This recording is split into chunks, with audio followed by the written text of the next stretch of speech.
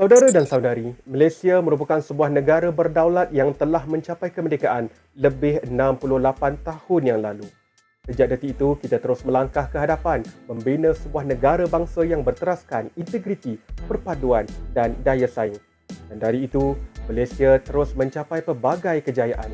Baru-baru ini, pihak MIDA melaporkan bahawa Malaysia telah mencatat pelaburan yang diluluskan berjumlah RM190.3 bilion untuk tempoh separuh pertama 2025. Ianya adalah peningkatan 18.7% berbanding tempoh yang sama tahun lalu.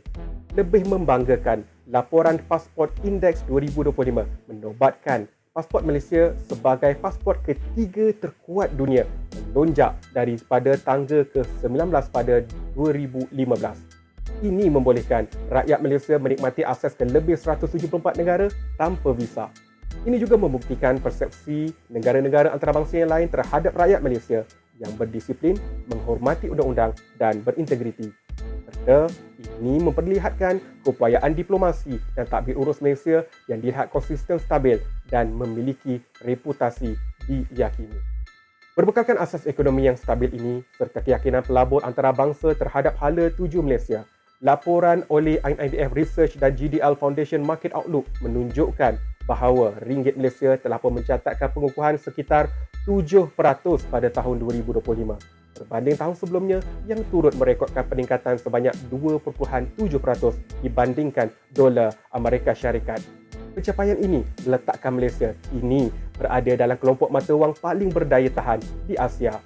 Dalam indeks persepsi rasuah CPI yang menggabungkan data dan penilaian daripada badan-badan bebas antarabangsa seperti World Bank dan World Economic Forum, Malaysia pula pernah mencatatkan prestasi terbaik, berada di tangga ke-51 dari 180 negara pada 2019 dengan skor 53. Hari ini, Malaysia terus berusaha memperbaiki dan memperkukuh sistem tata kelola negara.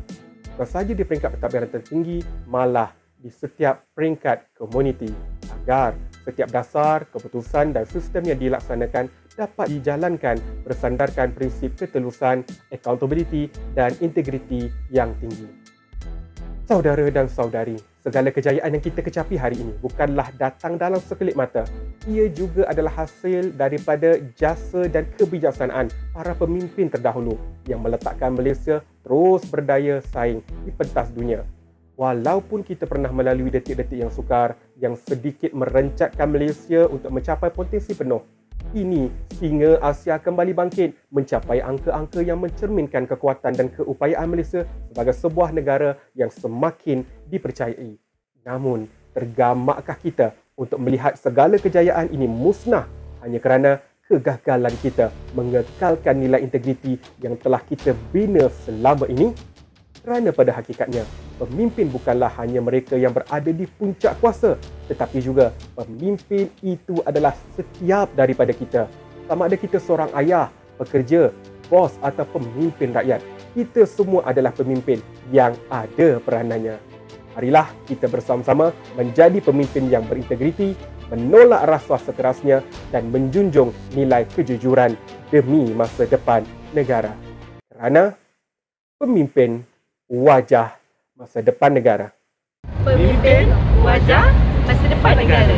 Pemimpin wajah masa depan negara. Pemimpin wajah